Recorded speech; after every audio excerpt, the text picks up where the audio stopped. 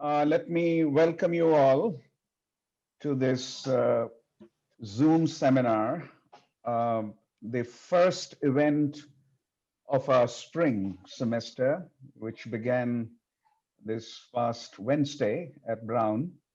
I'm Ashutosh Varshney, Director of the Center for Contemporary South Asia and a Professor of Political Science. And this seminar is hosted at my center, Center for Contemporary South Asia, which is part of the Watson Institute at Brown University. We will be discussing a report put out by the South Asia Center of South Asia Council of the South Asia Center of the Atlantic Council, based in Washington. And it deals with the evolving news media landscapes in India and Pakistan. We will have a presentation of the report for about 15 minutes by Professor Irfan Nooruddin. I'll introduce him in a moment. And then we'll have two commentaries, one from a distinguished Pakistani journalist, Beena, Sarwar, and one from a distinguished Indian journalist, Rajdeep Sardesai. I'll introduce them later as well. Let's look at briefly the substance of the report. We know that since the 1990s, the media, both in Pakistan and India, has been legally and formally freer than ever before. But in actual terms, that's not true. On India, the report claims the following, quote, Indian media today mimics the state-controlled media culture of the emergency, 1975 to 77, a period marked by massive media censorship and suspended civil liberties, unquote. And on Pakistan, the report says, in 2016, Pakistan was ranked by the international monitors as the fourth most dangerous country in the world for journalists, unquote. So what explains this paradox? The simultaneous existence of greater formal freedom, but actual unfreedom. What is, in other words, the political economy of the media business in the two countries, in the two biggest countries of South Asia today? This is the question.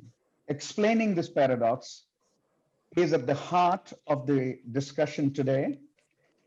The report will be presented by Professor Irfan Nooruddin, who is the Hamad bin Khalifa Al Thani Professor of Indian Politics at Georgetown University, where he also set up the India Initiative in 2015 and directed it until 2020. He is, in addition, the director of the South Asia Center of Atlantic Council, which, as I said, is based in Washington. His books include Election in Hard Times and Coalition Politics and Economic Development, both published by Cambridge University Press. As you can see from his background, he's from Mumbai. And for his higher education, he came to the United States and built his academic career, his professorial career, also in the United States, but goes back and forth between Mumbai and other Indian cities, and his home now, which is Washington, D.C. When we come to the commentators, I will introduce Beena Sarwar first, and then Rajdeep Sardesai after that. So let's begin. Irfan, your 15 minutes first. Thank you, Ashu. Thank you, Beena and Rajdeep, in advance for taking the time over here, especially Rajdeep, given how late it is on a Friday evening in Delhi. And thank you to all of you who have taken the time to join us wherever you are for this conversation. Ashu's very generous introduction of me neglected to mention that I had the real pleasure and honor of working with him when he was a professor at the University of Michigan, and I was just a graduate student there over 20 years ago now. So he has been a mentor, friend, and now colleague, as well as a senior fellow at the South Asia Center at the Atlantic Council. For those of you who didn't have a chance to see it, allow me also to put in the chat a link to both the center site, where we invite you to find out more about the work we do, but also a link directly to the report that I will be discussing today. And I should say it's a bit, while it's a tremendous honor to be able to do it, as an academic, I should say it's a little awkward to present a report for whom the credit of writing really goes to somebody else. Ms. Fatima Salman was the primary author of this report. She is now working in the US federal government, and as such was not authorized to speak in this. Please know that the credit of the real intellectual work over here belongs to Ms. Salman. I should also acknowledge the generous funding support provided by the Plowshares Fund, a think tank, nonprofit and philanthropic organization based out of San Francisco and Washington, D.C. that provided the seed funding for this. I'm going to come back to that because it'll give you some context for how we structured the report, which of course was a team effort, even if Fatima did all the primary work in drafting and writing it. The fourth estate, right, the role of the journalist in promoting democracy is sort of something that political scientists have studied for a great deal of time.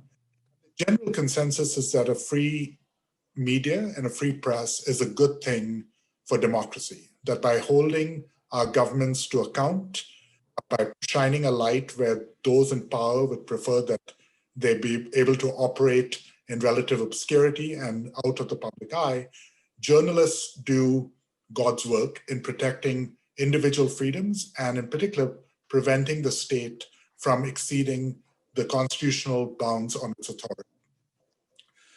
But that very positive theoretical perspective on what the free media does for democracy is built by what we often observe in the world today, in which journalists and media, and by no means do we suggest all journalists or all media, but maybe the large parts of it seem to fall prone to the very vices of government interference, but popular jingoism, xenophobia, racism, that we would hope that media provides a cleansing analysis to, right? So if we want our media to speak truth to power, if we want our media to help explain complex policy issues to the mass public so that they can be better citizens in functional democracies, how do we reconcile that with TV news shows that seem to be much more about encouraging people to yell at each other, to talk across each other,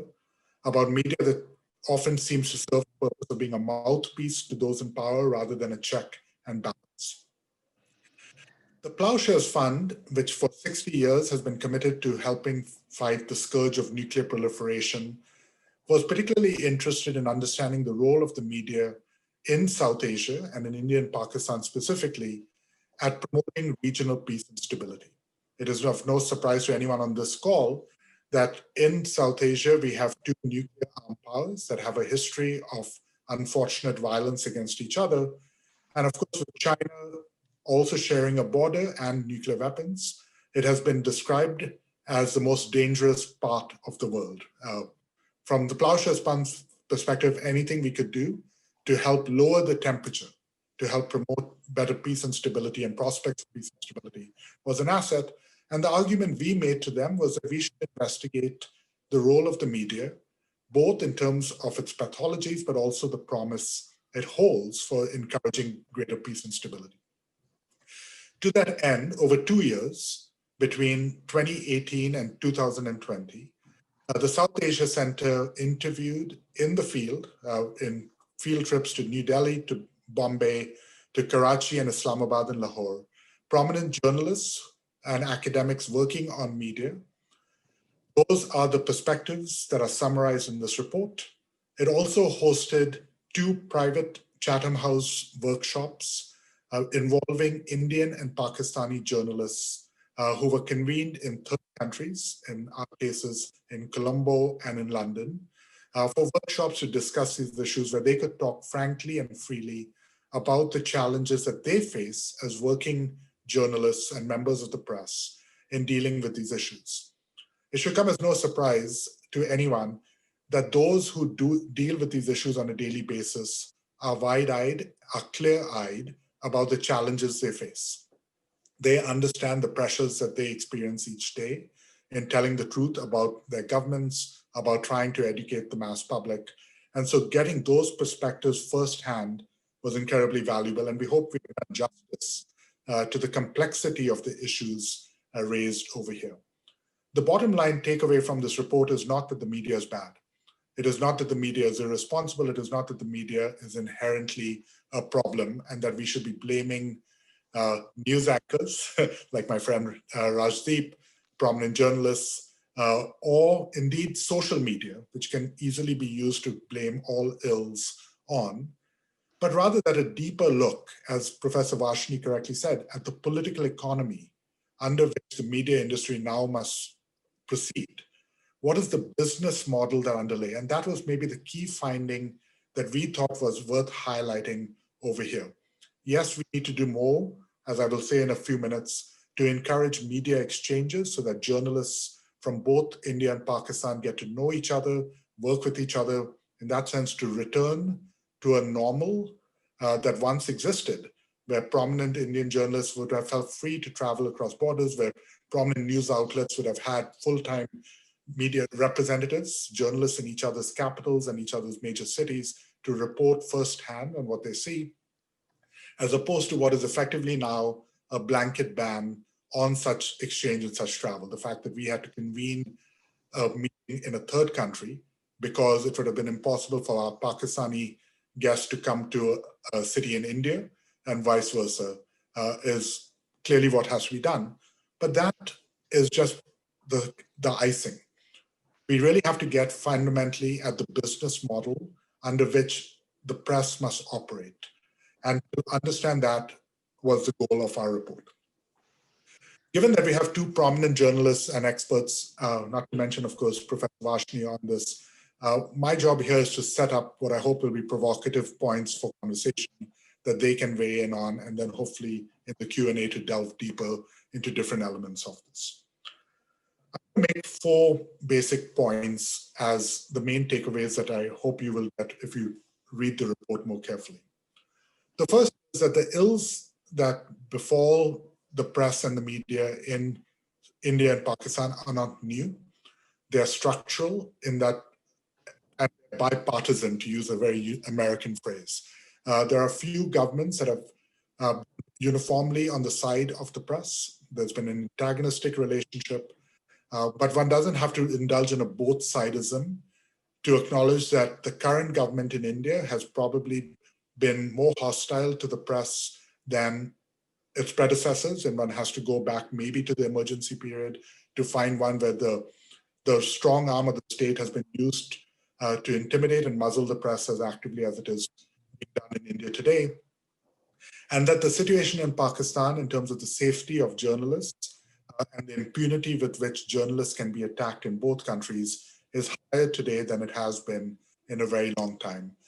The Committee for the Protection of Journalists issues a sobering report each year about the workplaces in the world where journalists are at greatest danger of violence, losing their lives. It is a role of infamy. And India and Pakistan, as functional electoral democracies, should have no place on such a list, and yet both rank very highly alongside countries that are racked by civil war and violence. Somalia, Afghanistan, India, Pakistan are among the places in the world where journalists are at the greatest risk, and we have to talk about that and think about that.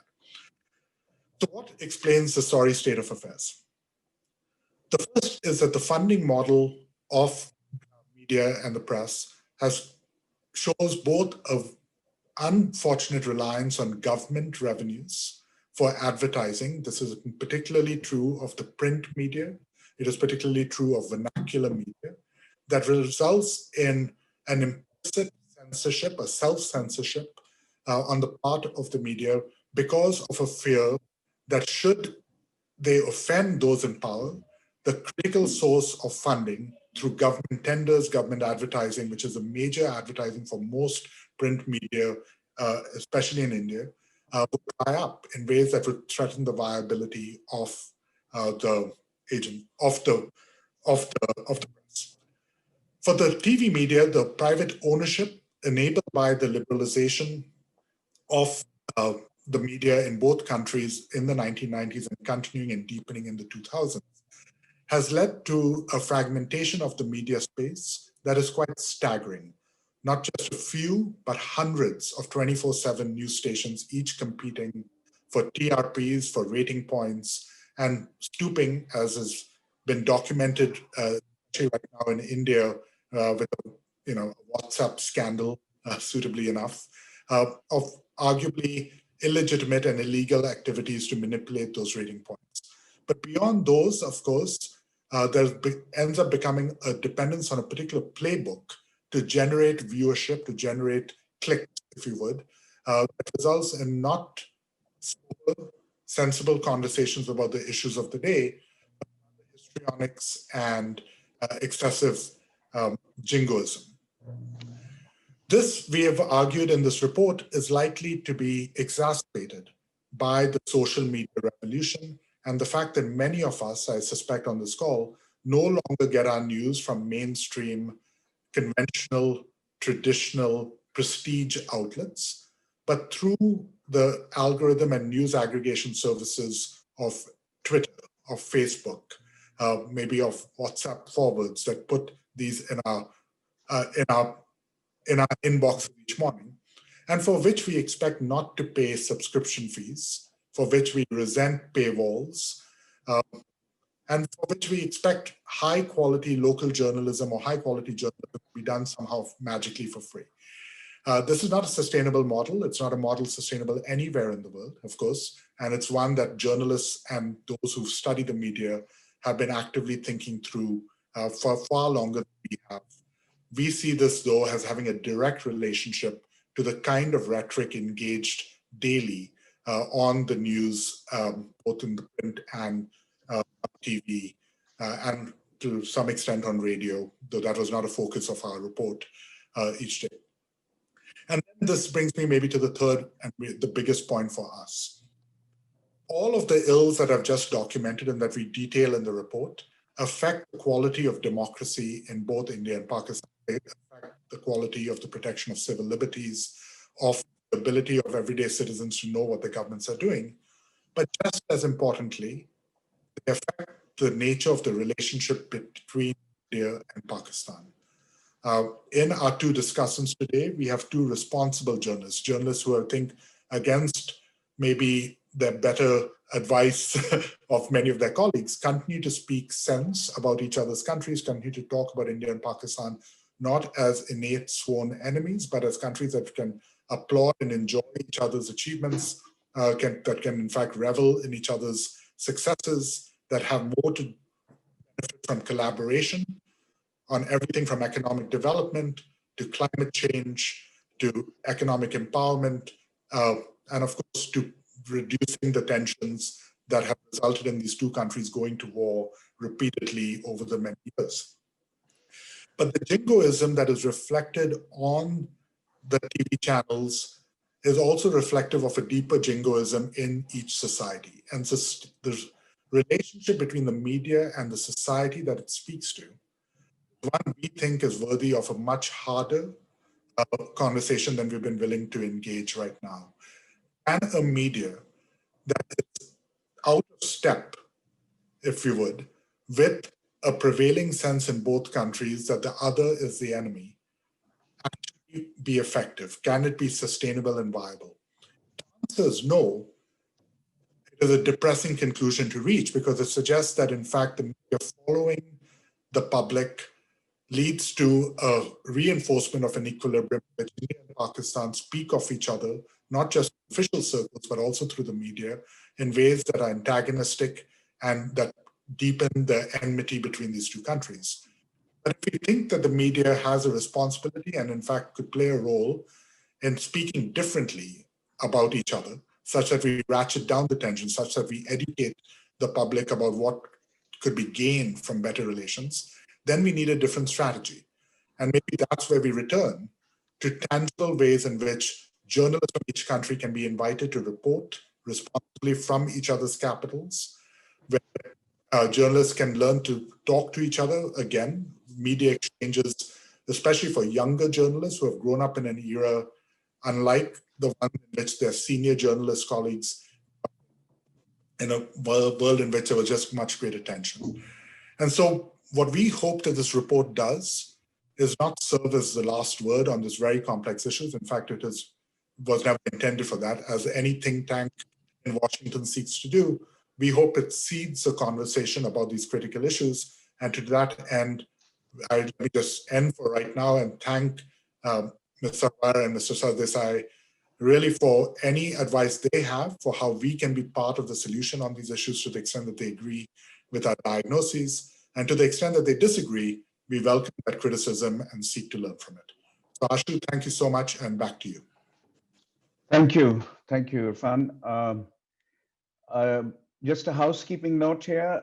You can ask your question through the chat function that I'll be monitoring, and I will pick some of those commentaries, comments, or questions on through the chat function for our panel to address once their own commentaries are over. Next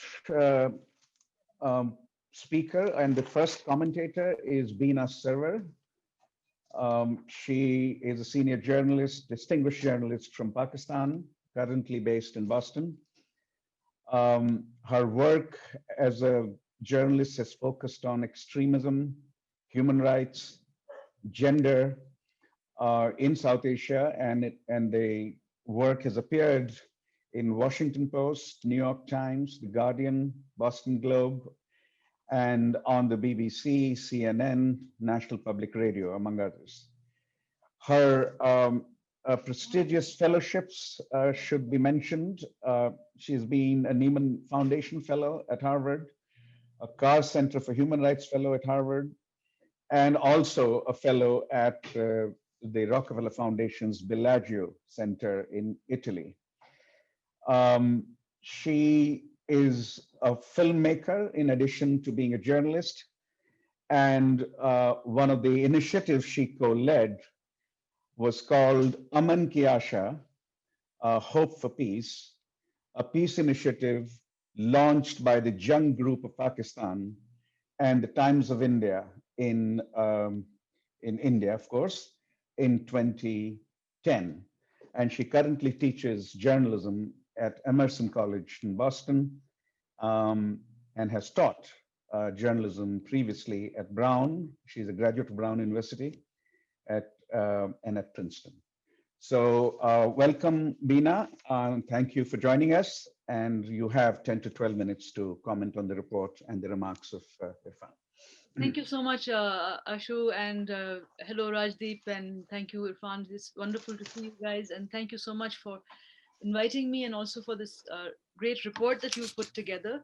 So I'm not going to, I'll try and just, both of you have said a lot of what I wanted to also say, but I think these are things, I think as Noam Chomsky said once, that you just need to keep repeating. You're not saying anything new necessarily, but you have to keep repeating what you want to say, make your points again and again, and maybe that's how we'll make a dent in this sort of sea of social media, discord and disinformation and half-truths and untruths, which are really drowning out the legacy media or the prestige media as you call it.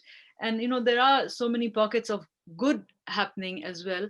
I think I would like to focus on, you've highlighted in your report a lot of what has gone wrong, and that's as it should be, because we need to see what's gone wrong in order to see what's going right.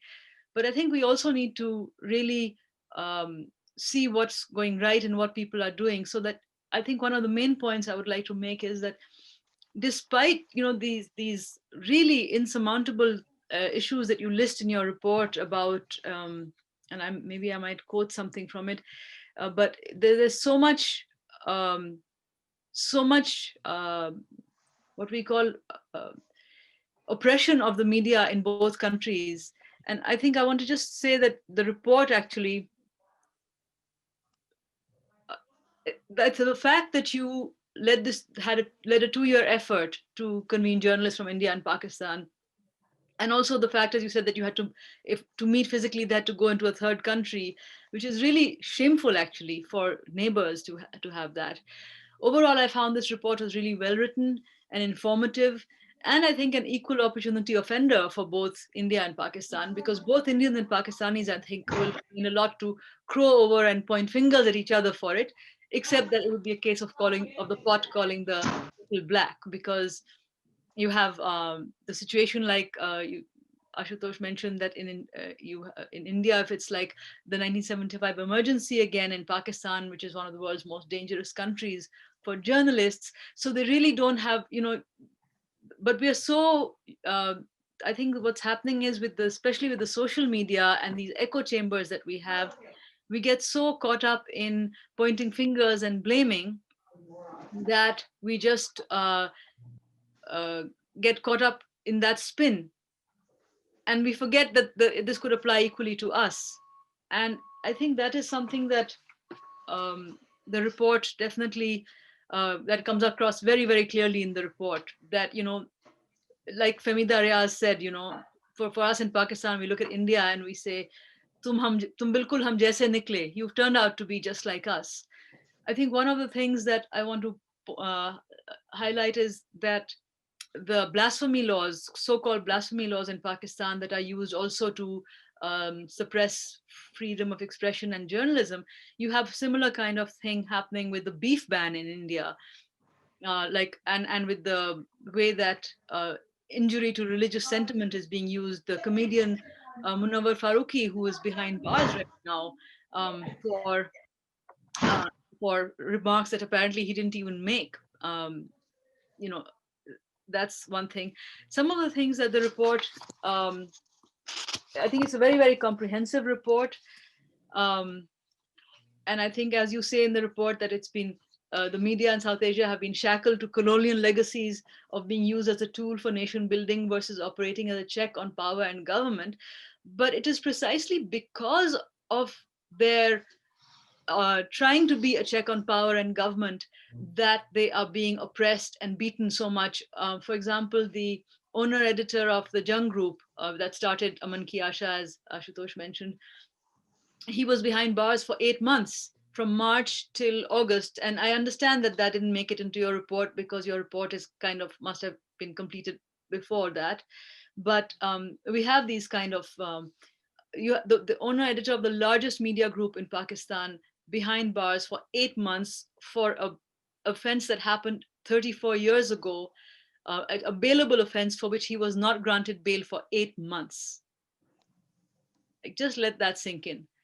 So, and then the fact Aman Ki Asha that Ashutosh mentioned, I think that's one of the things that definitely there are people in this in the group, I think, who are participants here, who I've come to know through that. Because while we see that the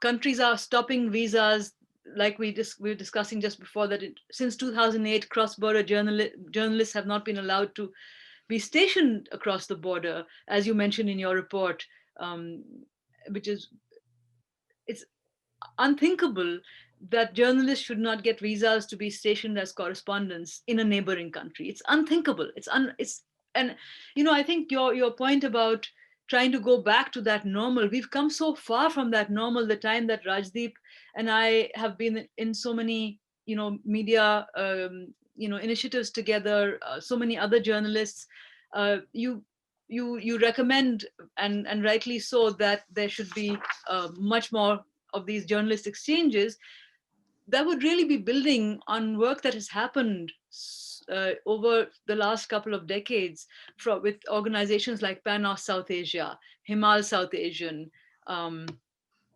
Aman Ki Asha, and the Jinnah Institute. And the Jinnah Institute, of course, has been holding theirs in, again, a third country, because being there in person and physically really has a whole different feel to it.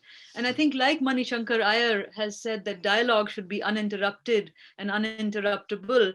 I think similarly, journalism reporting cross borders should also be uninterrupted and uninterruptible, like cricket. And we were talking earlier about the goodwill that exists on both sides, not just for cricket, but for music and films and plays. The hunger in India for Pakistani music and plays, and the hunger in Pakistan for Bollywood.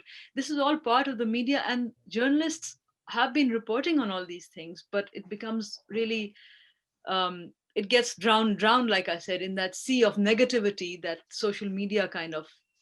And I think the banning of Trump from Twitter might be a start to stop those troll armies from operating, because that kind of misinformation, disinformation, and flood of lies and false narratives, like you said, the casualty is not just truth, but it's also democracy, and it's also the people's aspirations. And another point I want to make in terms of your comment about the business model, I think I want to really make this point that the media is not a business like any other business. And my friend Kunda Dixit in Kathmandu has said this very well, that this is a fundamental human right, and it should be treated as such, a right like health and education and shelter and employment. It's a fundamental human right, freedom of information, freedom of complete information. So I think that it should not be treated as a profit making entity. And of course, the media companies, people who start media, their aim is not necessarily profit. There's other considerations. Maybe they want power, maybe they want better social standing, maybe they actually want to help journalism, and many of them do. And how to do that. And I think we have some models. Now we are seeing models like The Wire and The Guardian, which are also using a lot of not just subscription, but donation based, trying to get people to contribute. And I think that can work. Definitely the advertisement based model no longer does. So, and I think that just want to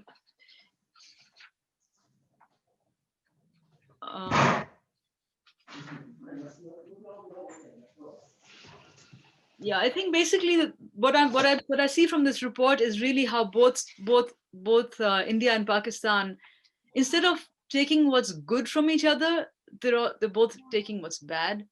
And I think that your recommendations, and I'll just go down. Do I have a couple of minutes, Ashu? Yeah, just your recommendations about cross-border reporting, and that again today with the pandemic. First the visas stopped us from visiting, and now the pandemic is stopping in-person happening. But then we have this. Those of us who have access to technology, we have this this facility as well. You say that that they should be encouraged, Indian and Pakistani journalists should be encouraged to join the community of international correspondents to begin to rehumanize the other side and add nuance to their reporting, not only reshaping local perceptions of life across the border, but also reinvigorating the presence and status of international reporters in both India and Pakistan. And of course, on both countries, international reporters have been, thrown out whenever they became inconvenient. In Pakistan, they get very happy when there's any reporting about Kashmir. And in India, they get very happy when there's any reporting about Balochistan, but they don't want to look at within their own countries, they don't want to look at what's happening in whether it's Balochistan or Kashmir or the Pashtun Tahaffuz movement, which has been completely censored in Pakistan, which also I don't think you really mentioned in your report. I mean, it's not. I don't suppose your report is meant to be a really comprehensive. It's not like a catalog, but you highlighted the main patterns and problems, I think. And another I think this is a good suggestion is that as part of corporate social responsibility, social media companies like Facebook, Twitter, and WhatsApp should employ local journalists um, in those countries to train local populations on authentic fact-based reporting. I think that would be a really valuable recommendation to take forward. And that the news networks must invest in reversing these dangerous trends we are seeing and to rehumanize the other side. So of course, the report's recommendations are non-binding,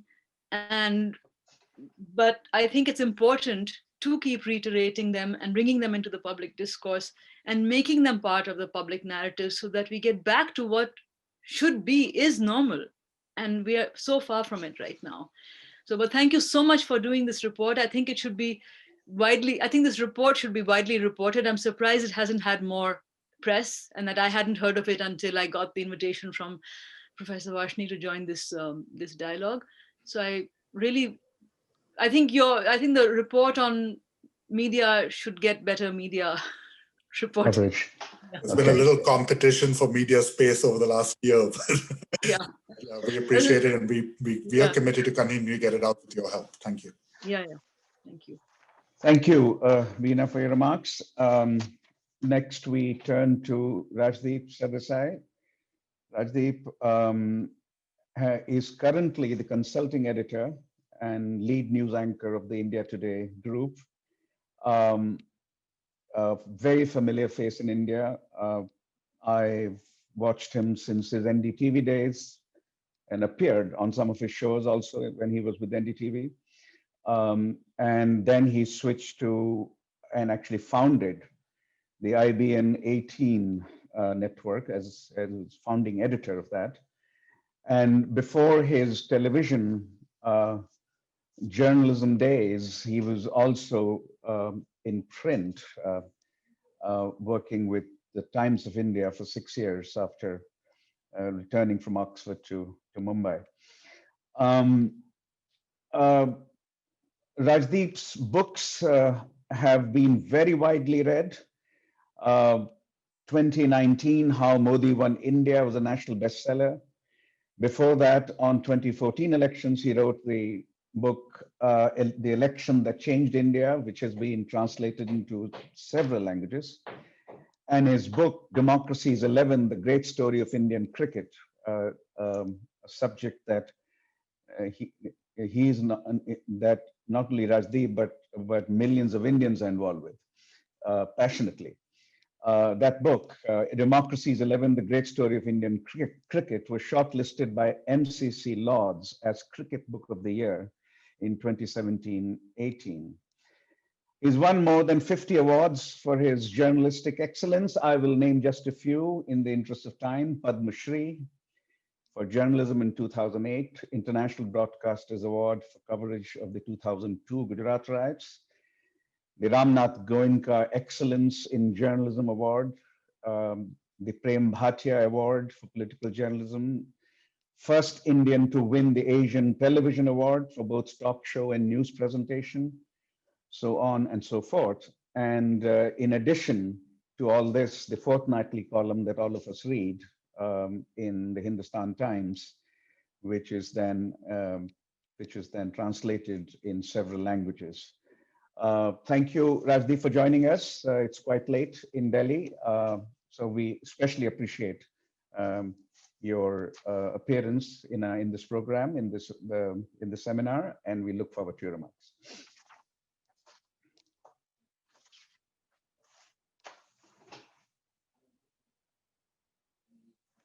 You are muted, Rajdeep. You're muted. Unmute. Okay, can you hear me now? Okay. Yes. Okay, great.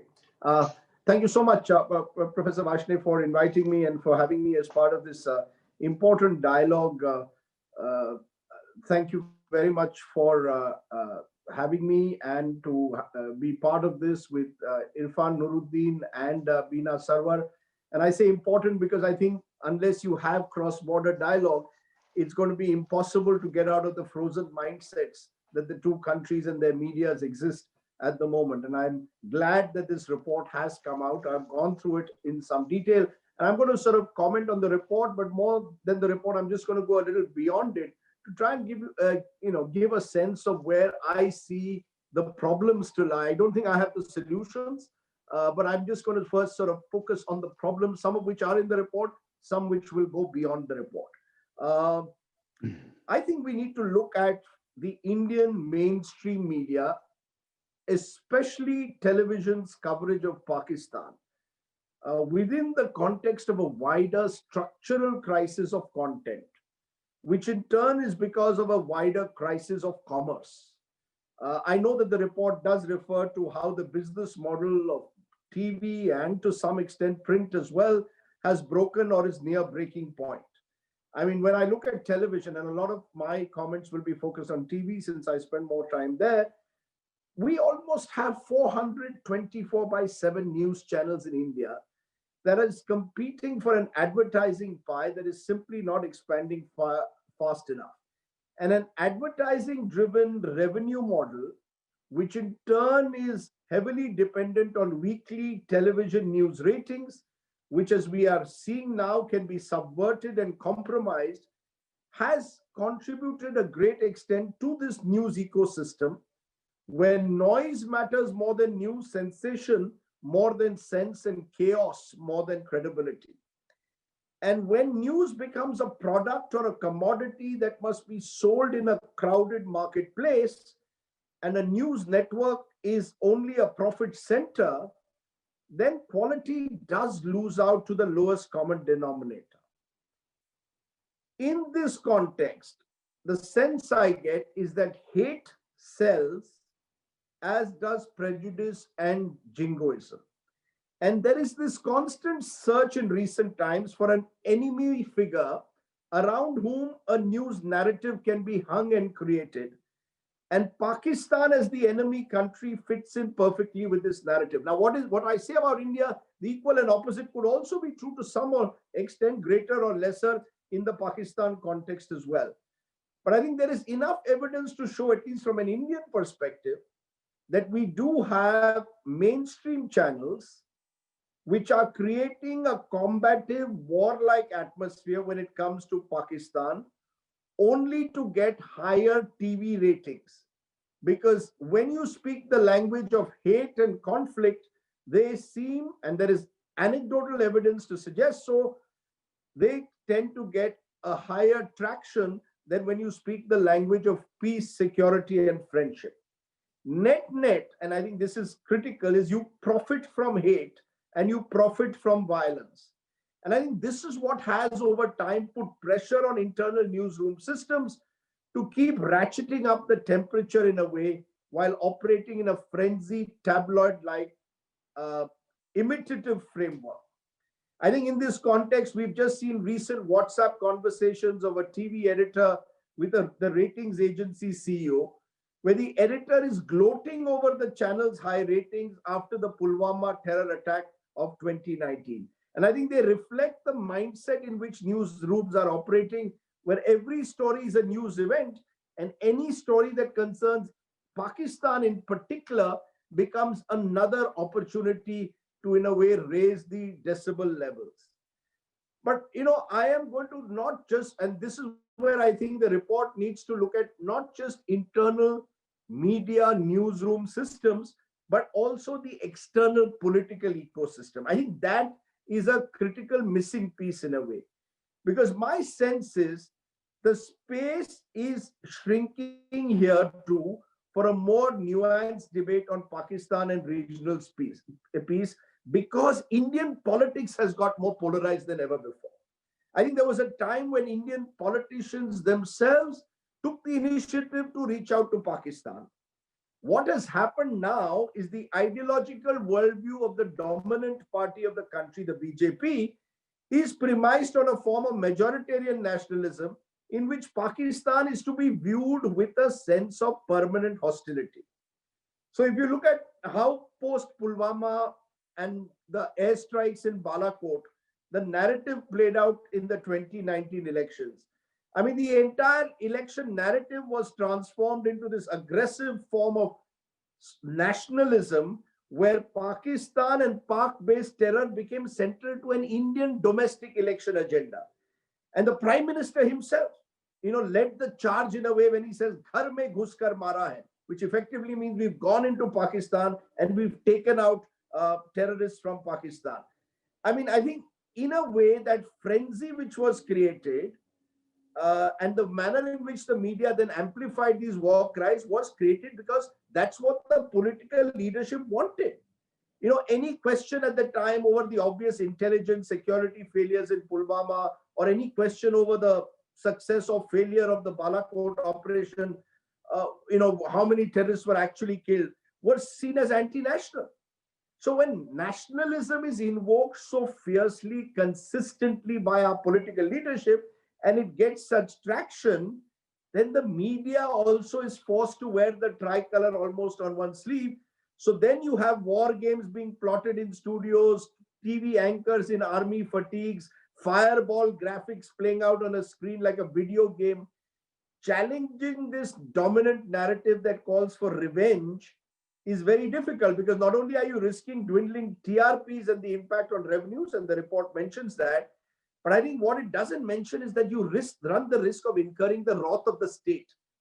And that's where I think you have this entire embedded media culture now, where a journalist's self-image is that of a soldier waging war on behalf of the government rather than being seen as a truth seeker. So I think that's one element that we need to look at. The other element, and let's be very clear about this and not beat around the bush, the political and media narrative can easily be pushed from Pakistan as the enemy one day to a Kashmiri Muslim as a traitor next, to the Muslim neighbor as untrustworthy. And again, I'm looking at it from an Indian perspective. Many of this may be true of Pakistan also as a mirror image. So the politics of majoritarianism in India, and dare I say a similar brand of politics of Islamic extremism across the border, feed into each other. I remember being part of a studio discussion once with a Jamaat-e-Islami representative, and he sounded exactly like a Shiv Sena.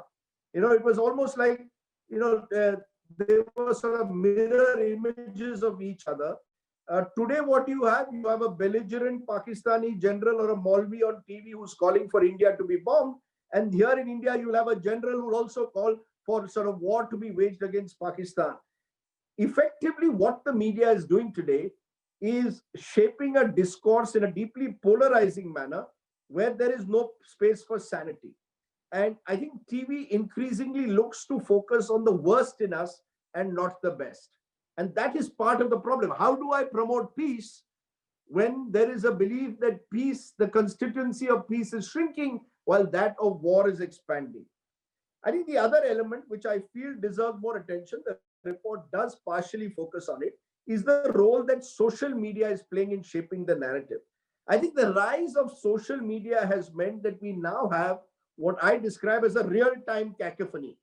And that skews the news agenda further, because you have the internet armies of cyber nationalists, many of them with overt political links. I mean, political parties are setting up these IT cells that manipulate public opinion and manufacture consensus through shrill hashtags. Just look at the hashtags every time there is any tension with Pakistan. Let's teach Pakistan a lesson. Enough is enough. When these hashtags in a way get amplified on television, and then you have the instant messaging sites like WhatsApp, whose role I think needs to be looked at, because India has now 400 million and counting WhatsApp connections, where the propaganda is being spread in real time to millions of people. So what you actually have is technology becoming an enabler for this form of hate politics. I mean, I remember in the 2019 election, and I referred to it in my book, a young man in central UP telling me he had lost his job, but tells me he's going to vote for Modi because he says Modi has taught Pakistan a lesson. And then I asked him, why do you believe so? He shows me a WhatsApp and a WhatsApp group he's part of called Deshbhakt Army, and says, see this video, sir. Mr. Modi has killed 500 Pakistanis in the Balakot attack. And it was a sort of, a visualized video with bombs coming out from all directions. Now, how do you stop that? How do I stop, the proliferation of this real-time hate? The rise of regional language media also, I think, needs to be looked at, because I think while we focus often on English news is only a fraction of regional Hindi and vernacular media in the country. And Hindi news channels, which have grown exponentially in the last decade, tend to be driven by emotion and sentiment above all else. I'm not saying English doesn't.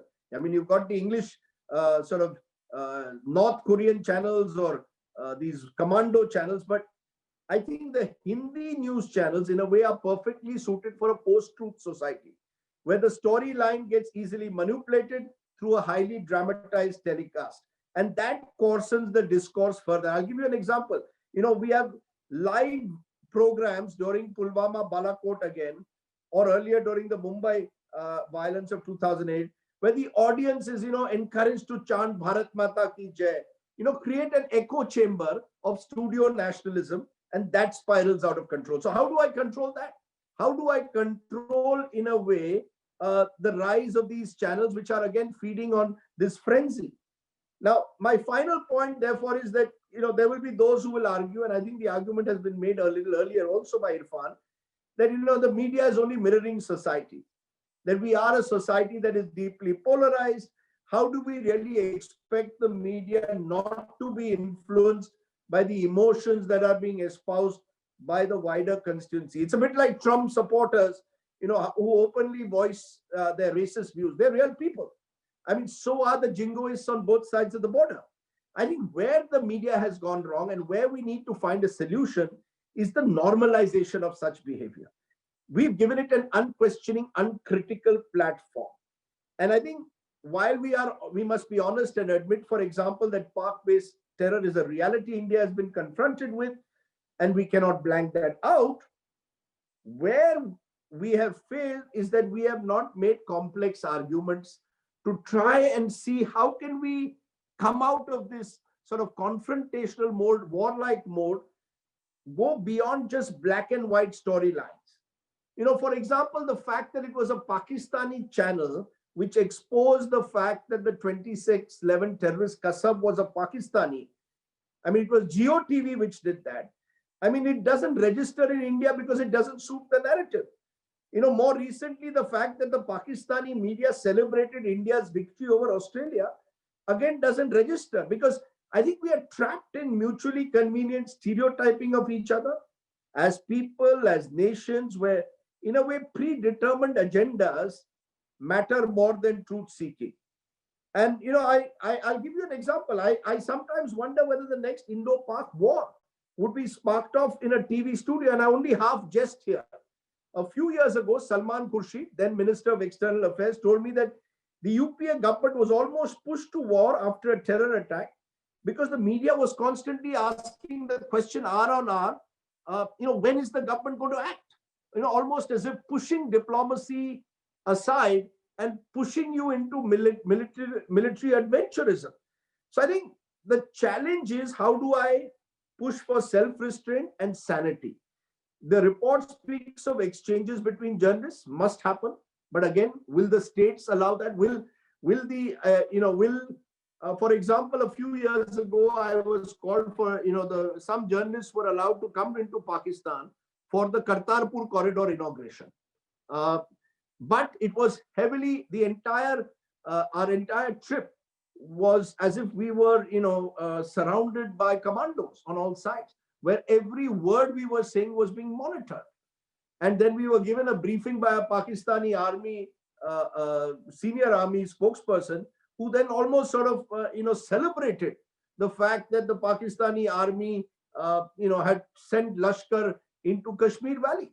So the entire purpose of this being even an Aman Ki Asha kind of trip, breaking barriers, became impossible. I mean, look at the hypocrisy of it all. You've got the Times of India, which talks of Aman Ki Asha, and then you'll talk about the Times Now group, which will talk of Jang Ki Tamanna.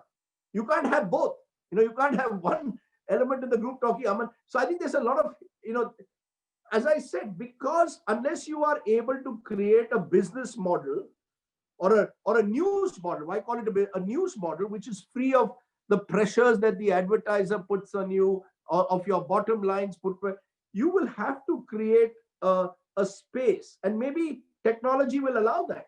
I mean, why can we not create a first class South Asian website, for the younger world, where you will have videos coming out which will give a more nuanced debate to this entire, what we are doing today should not be once in a term. It should be, why can there not be a weekly show, for example, through any of the many websites that are coming out in the country, or create a website dedicated to South Asia. We're going to have to break the monopoly of legacy media, and you're going to have to, in a way, find a way out of the so-called jingoistic, belligerent media, to find a new kind of via media where the two countries are able to build a relationship, or at least the medias of the two countries are able to build a relationship of trust. Let me leave you with a little thought and a personal example.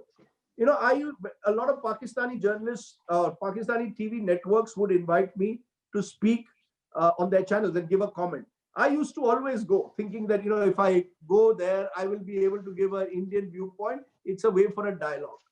Till I got a call a few months ago from someone senior in the government saying, "Oh, we saw you on a Pakistani TV channel. Why are you, in a way, you're talking to, you're having a dialogue with the enemy?" Now, this was a senior government officer asking me not to go on a Pakistani channel because he felt that I was legitimizing a particular discourse. Where my aim, and I also realized later that I was on the defensive then at times on that channel. I couldn't speak the truth because I also felt then that I had to almost be a representative of the Indian government, which I didn't want to be.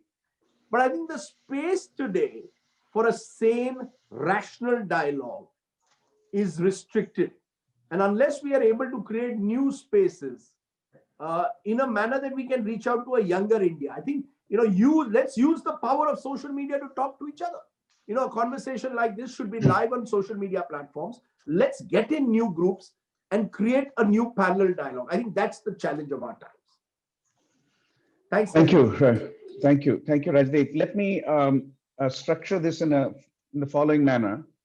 One big point that is emerging from this discussion, and is also mentioned actually in the report, is the contradiction between media as a tool of nation building versus media as a check on government and power. That this contradiction normally is settled in favor of nationalism rather than media checking abuse of power, media checking the powerful and checking governments. Now, in the 1950s, the nation building challenge both of India and Pakistan was arguably greater. They had just come out of the colonial period. They were setting up their systems. There was partition violence was horrendous, and those levels of violence these two societies have not reached since then.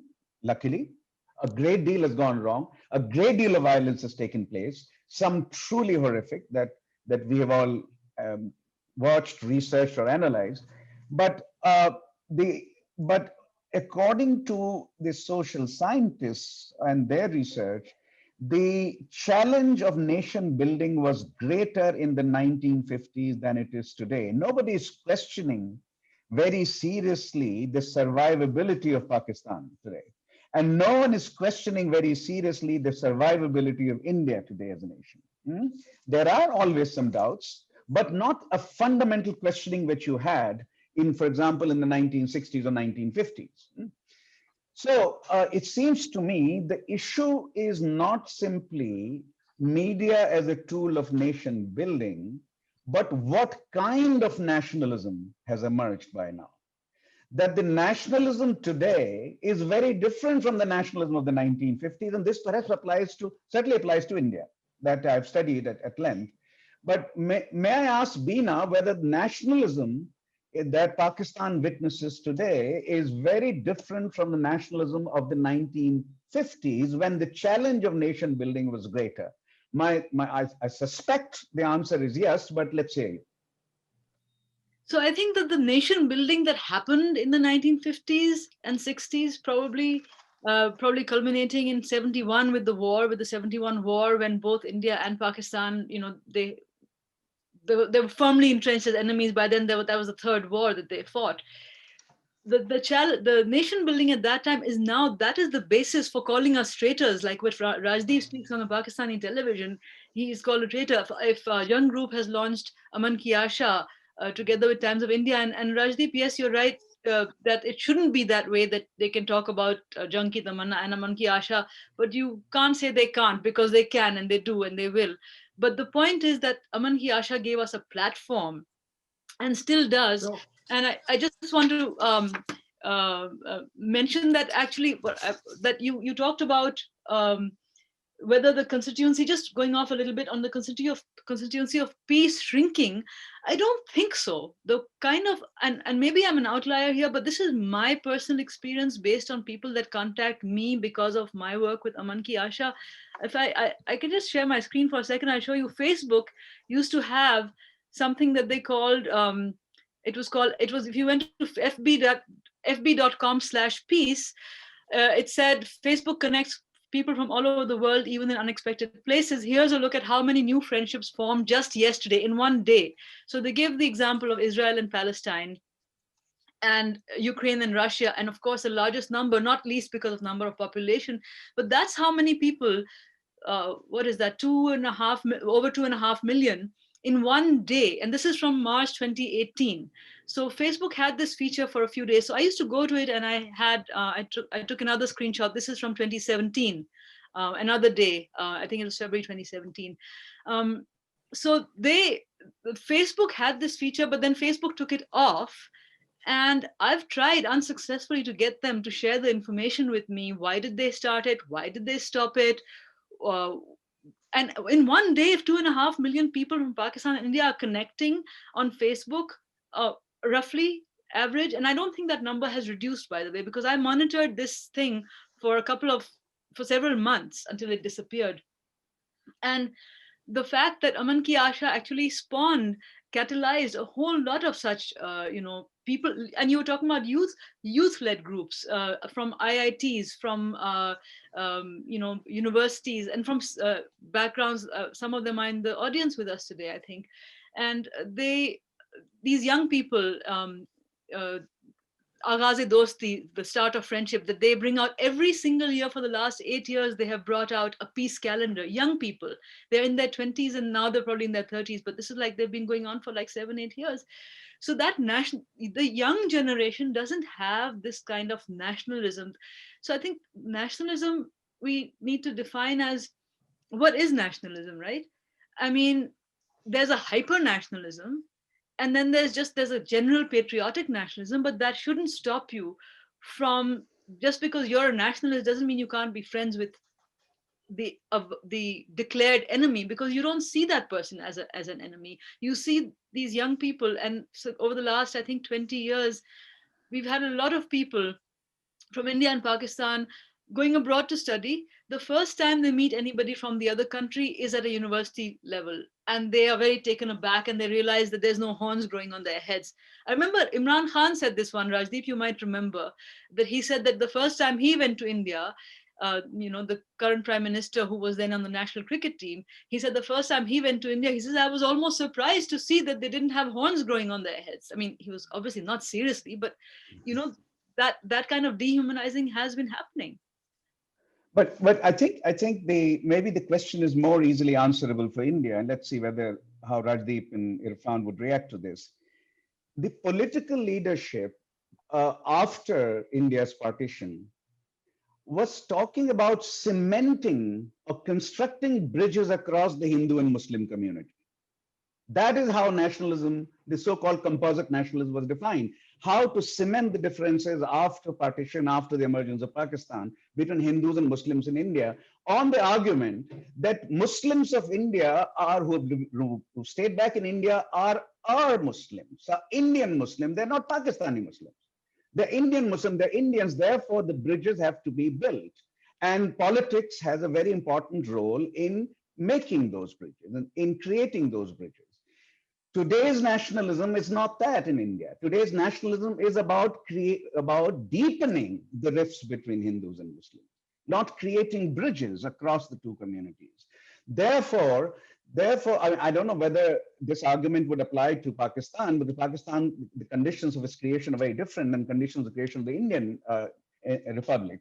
But unless this politics, which thrives on deepening the differences between Hindus and Muslims, unless this politics wanes, you will not have the kind of nationalism which will be warmer towards an adversary defined in religious terms, right?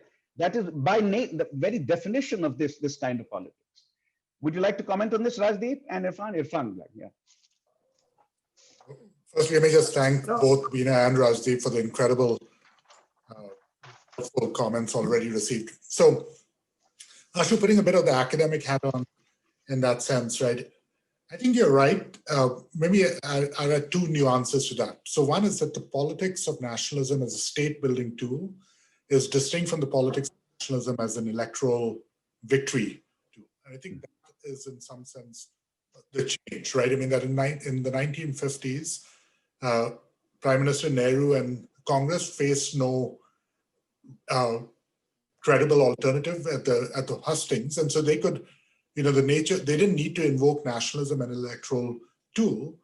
But what has happened with the BJP has been a weaponization of nationalism as an electoral strategy in ways that I think we're fully grappled with. I mean, that the language of identity in the way in which it feeds into commonplace campaign at the state level, at the national level, is something I don't think we have seen in prior times. And this is aided, and I'm preaching to the choir here because you've written literally the books on this stuff, but it's aided by the complete collapse of the Congress alternative that provides sort of a pan-India alternative to the BJP. So what we have is state-level alternatives, but state-level alternatives don't operate at the level of nationalism. They operate at the level of local issues, right? They operate at the level of caste arithmetic, and then we hope for Mahagathbandhans and may or may not be able to push back against state. But at the national level, it is unclear what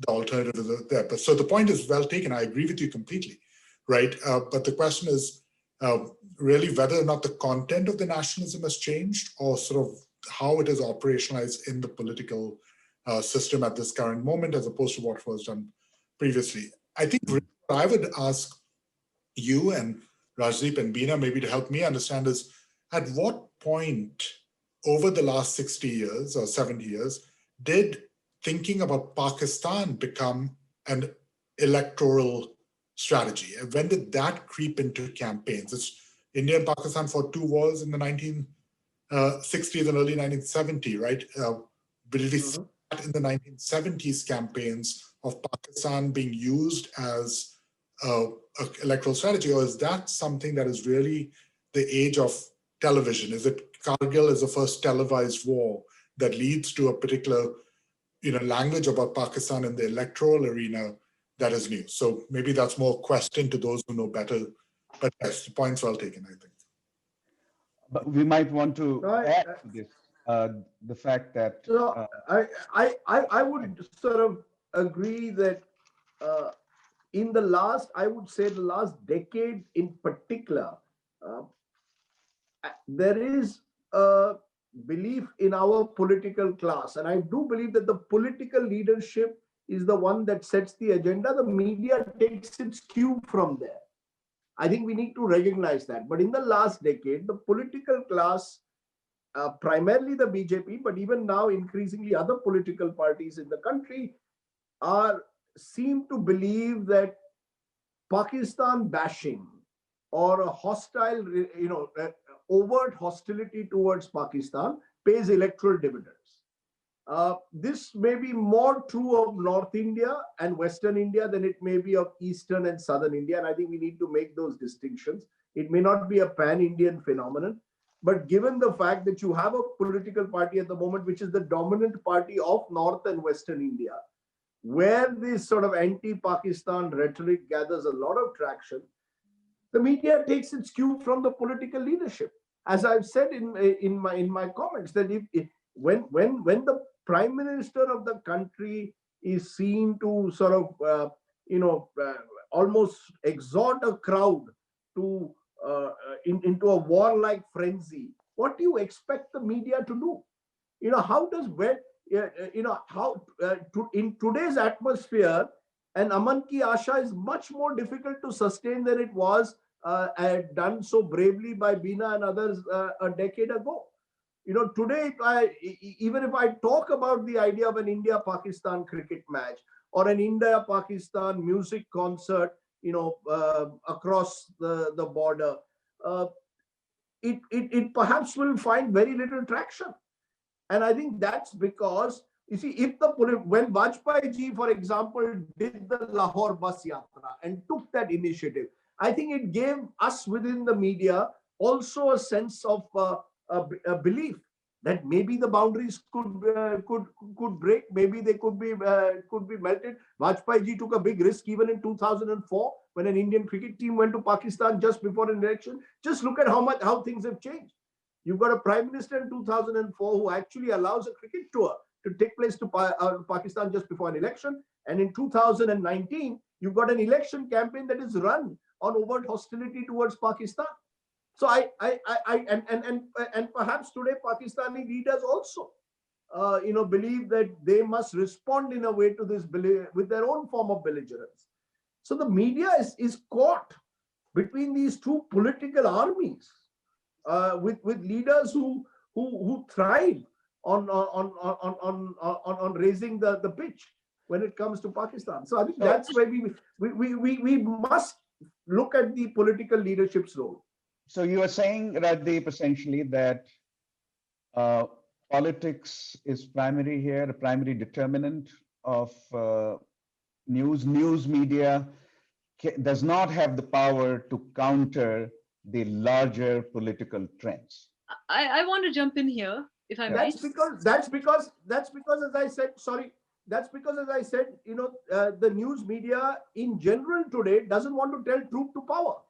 The news media increasingly, or the mainstream news media, is so embedded with the government. How is it going to challenge the government's narrative? Okay. So I just want to jump in here and just say one thing, which is that I think that basically it is like my late uncle Mushtaq Gazhar. He was a documentary filmmaker. He used to say, do your work. So basically, essentially what Rajdeep, you're saying, I think what we all agree is that largely the media, the journalists are not doing their work. And those that are being beaten up so badly, they're being picked up, they're being tortured, they're being imprisoned, they're being intimidated. I think a big factor in this here, as you mentioned, Rajdeep, that the report doesn't really take into cognizance that much, is the factor in the last, you're saying, why has it changed so much? A big factor is the social media, the false noise, it's what the Filipino journalist Maria Ressa calls the astroturf, the fake grass. Okay, it creates a false illusion of reality, that this is the reality, so that if you talk about an India-Pakistan cricket match and you get bombarded with trolls, then you're like, oh my God, I shouldn't say this because this is what people are thinking. That's not people. Those I think we have to be. I don't know if you guys know the story of the frogs, the frogs pole climbing contest. Okay, so there's these frogs, they're having a contest to climb a pole, and they're going up, and there's a crowd gathered and shouting and saying, "Oh, look, that one! His feet are crooked and he's going to fall. He's slippery." And they keep falling one by one, and then one of them reaches the top. And why does he reach the top? Because he's deaf. He can't hear what the crowd is saying.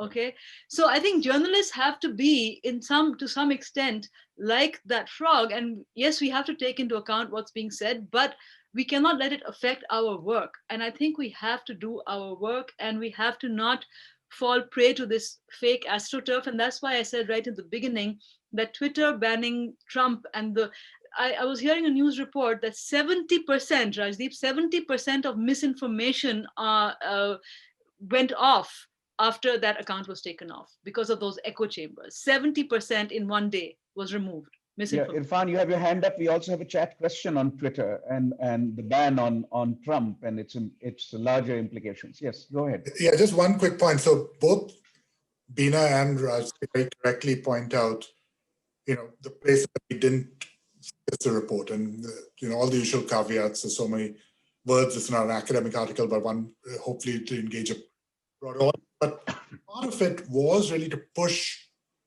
the conversation about that if we don't think about the business models, then the immunity or sort of the imperviousness to that Twitter mob, right? The ability to do the work, as Beena very correctly exhorts us to do, is compromised if, in fact, brave journalists trying to do the work are undercut by the folks in the front office or in the corner office who are telling them, stop talking like that because you won't have a job, or we won't hire the local journalist to cover the. Absolutely right. We won't have the beat reporter covering Parliament because we'll just get the parliamentarian to come on here and give us the press release, etc. So in many ways, part of a very deliberate effort on our part, and without trying to be hopefully not sounding at all defensive about this, was that I think the social media pressure and the government external pressure that Rajdeep and Beena both have identified correctly, we agree wholeheartedly. And partly what we were trying to think about is, if we assume that those are reasonably universal pressures, that very few governments want to have journalists poke their noses, right? Speaking truth to power, we don't expect power to support truth in that sense.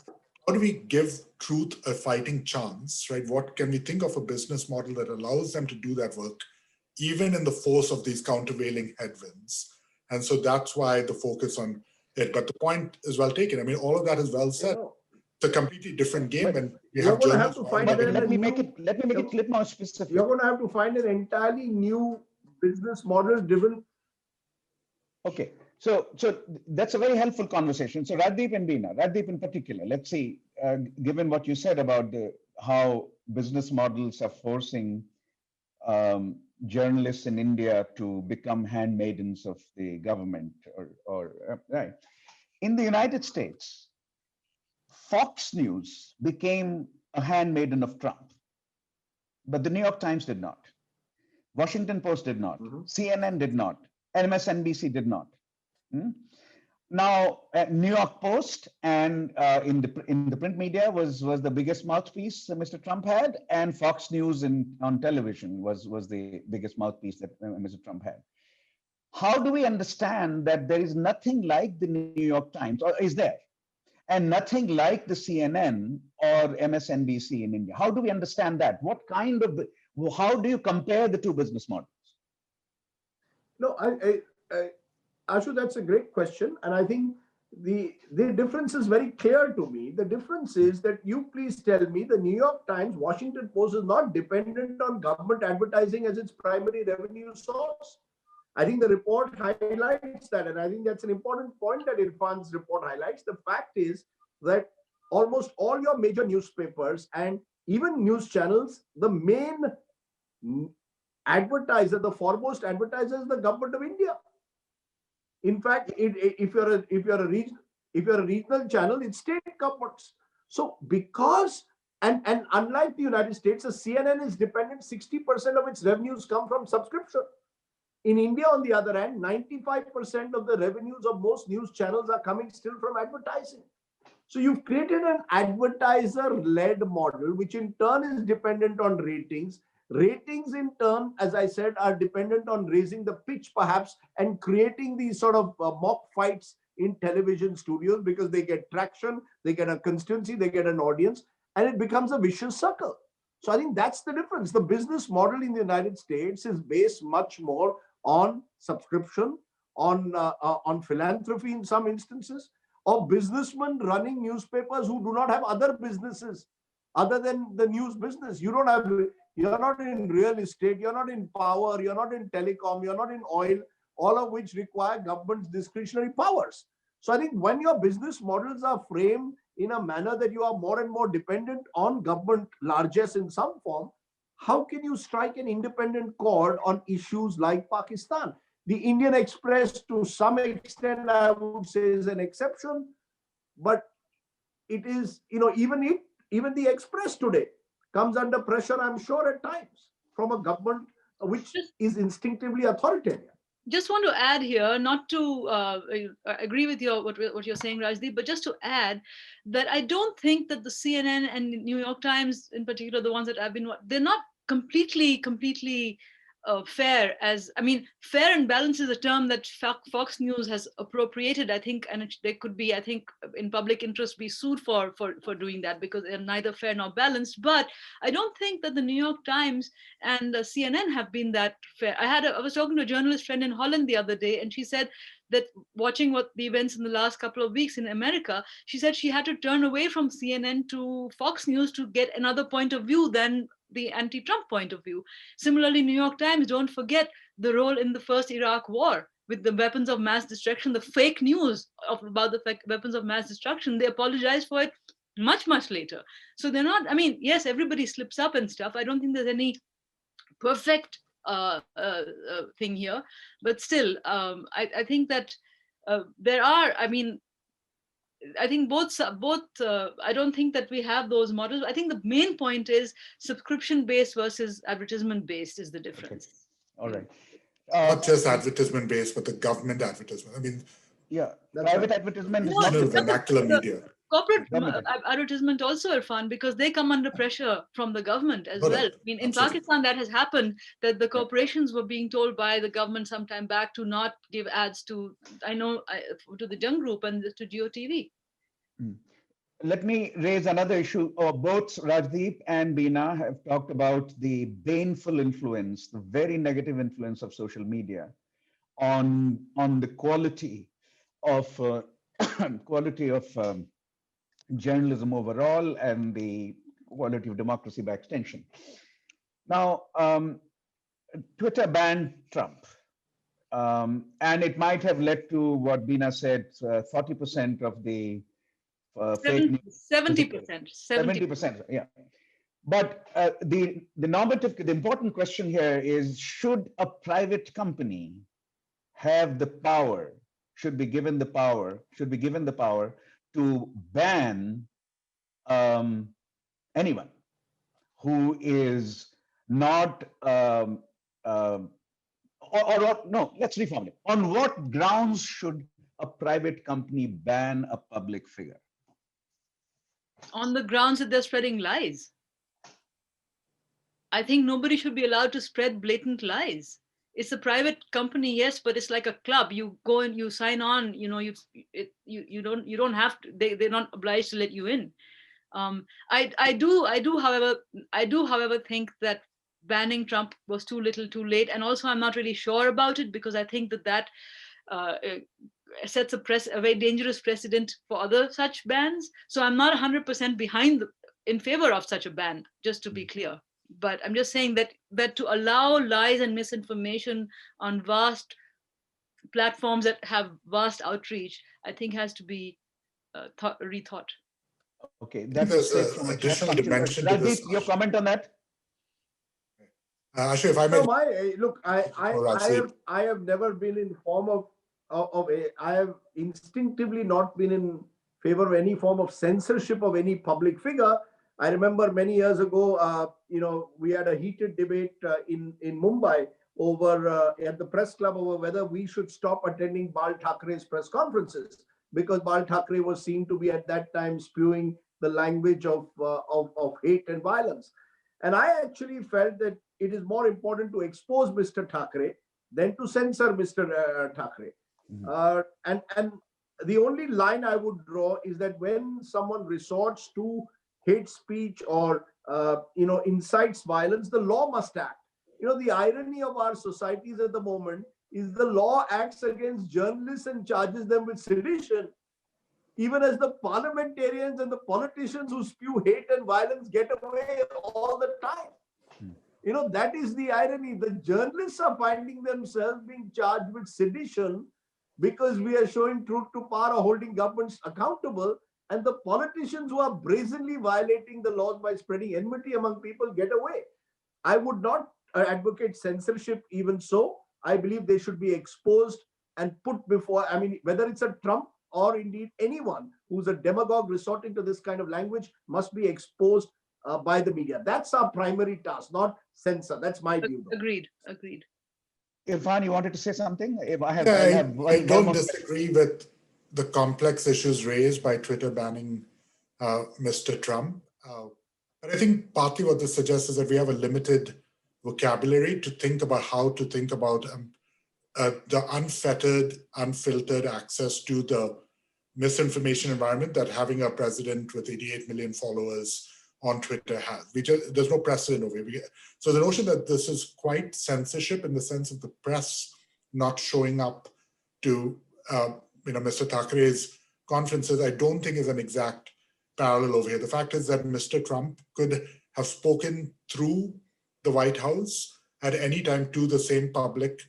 Twitter was a particular form of that. And at the end of the day, the rules that any user signs up for to use Twitter should in some sense apply more generally to all users, right? I mean, there was this interesting account that essentially for the last 2 years simply posted as their own tweet every tweet that Mr. Trump posted, right? To see how many times posting exactly the same information that the President of the United States posted would get an ordinary user suspended. Right? And it happened frequently because what Trump was doing was violating the terms of services of the Twitter platform. Again, complex issues, difficult issues, worthy of serious conversations. But the simple truth is that politicians do have to speak to their publics. We should support that. But when they bypass the press, when they go directly in this unfiltered, unchecked kind of way, to suggest that that does not have some really negative consequences for democracy, I think is naive as well. Not accusing anyone here of naivety, but I think the broader conversation cannot be, oh my God, now Twitter is all powerful, as if the president doesn't have any other way of talking to the American people on a daily basis. He has got plenty of tools to do that. Twitter is a private platform. I wish they had done it much sooner, to be quite honest. Yeah. Exactly. Too little. Sejal Shah asked a question. Let me pick up one more from the chat. The comments on the chat column. A question for Beena. Can you please comment on the idea of the media being complicit in the government's, in the Pakistani government's religious agendas for a very long time? So I don't think that's really true. The Pakistani media has been, on the whole, really resisting that. If you will remember, I don't know who asked the question or from where they are, but the Pakistani media has resisted authoritarianism, has been very much in the fight for democracy. Journalists have been imprisoned, jailed, flogged. We cannot forget the journalists who were sentenced to be flogged under Zia's regime, under who opposed his so-called Islamization. And one point I want to make, taking off something that you said earlier, all of you, is the injection of religion into politics, into equating nationalism with the right religion, and that's also comes into the whole mix of the kind of threats that are being used against journalists. So I don't think, yes, it's complex. I don't think that some of them have, yes, taken forward that so-called Islamization agenda, and I will always say it in inverted commas because it's a political game. But then there are those who pushed back against it and have suffered, and those who have continue to push back. And we learned under our dictators that we've had in Pakistan to learn to say things that are between the lines, with humor, satire, other ways of saying things, and to get away with it. Unfortunately or fortunately, social media, that same unfiltered access that it gave Trump, gives it to everybody else. So the youthful populations in both countries, especially in Pakistan, I see, who are using social media to express themselves, are coming into a lot of danger, and many of them have been, have been hurt very badly, even killed for expressing their views. So we are in an unprecedented time right now, and I think we need to, as Irfan said, we need to re-navigate and recalibrate how we engage and how we disseminate information. I think one thing I would like to make a pitch for is that there should be a code of ethics, not just for the media, but for social media users. Because if you're on social media and you have access to these platforms to reach the public unfiltered, there need to be some kind of code of ethics that you sign on to. Not binding legally or whatever, but you say that, okay, these are the things I will keep in mind. I will not forward unverified news. I will not indulge in name calling. I will not threaten violence. I will not instigate violence. Some kind of basic code of ethics needs to be out there that people sign on to when they use social media. I'm sure we can go on for much longer, but it's 1:30, and it's time to bring this session to a close. Thank you, Irfan, for providing us so much food for thought. Thank you, Beena, for your commentary, and very special thanks to Rajdeep for joining us from Delhi. It's midnight there now, and preparing your remarks and engaging in a conversation. The video of this meeting will be put on YouTube, our YouTube channel very soon, and we'll also send it to you, Rajdeep and Veena and Irfan, so you can forward it to your followers. Hope we will be able to get together again on some other occasion to discuss the very serious issues of politics and political economy and culture in India and Pakistan. Thank you all. I'll see our viewers next week with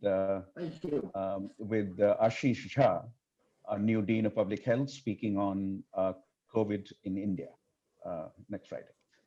Thank you and bye. Thank you so much. Thank you. Bye, everybody.